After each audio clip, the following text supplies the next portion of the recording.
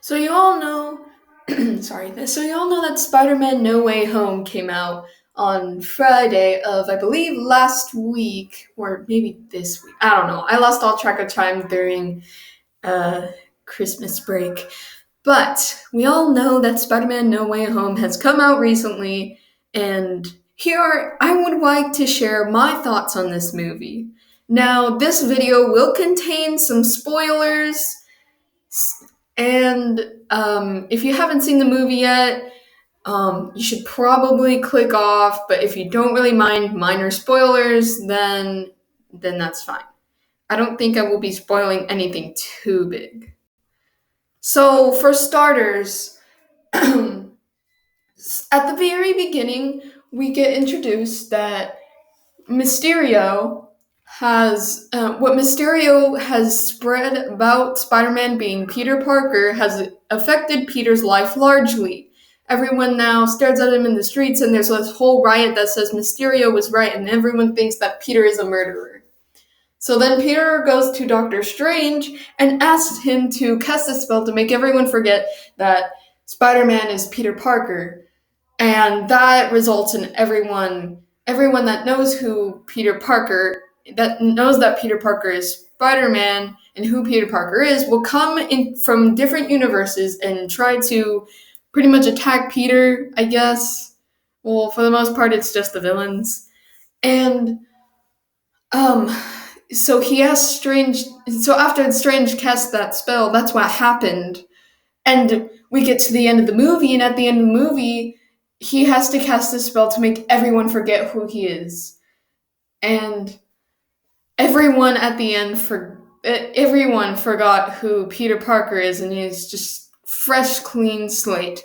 But what I say is that he could have just told Doctor Strange to make everyone forget what Mysterio said, so then everyone wouldn't have to forget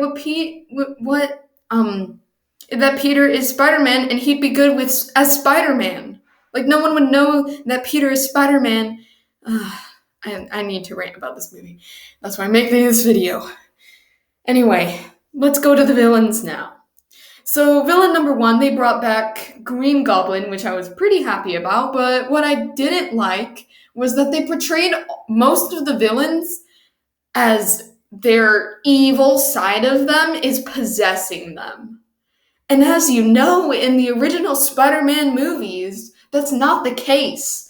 For example, Norman, the entire movie, who's basically like, oh my gosh, that Green Goblin made me do everything. I had no part in this. I'm basically possessed by Green Goblin, which is not the case because he was angry about his company. I believe his company was being shut down or something or he got fired. I can't remember. But in like the original Spider-Man movies, something along those lines happened. And he got mad, and he was planning on doing certain things, I'm guessing like the evil plotting stuff.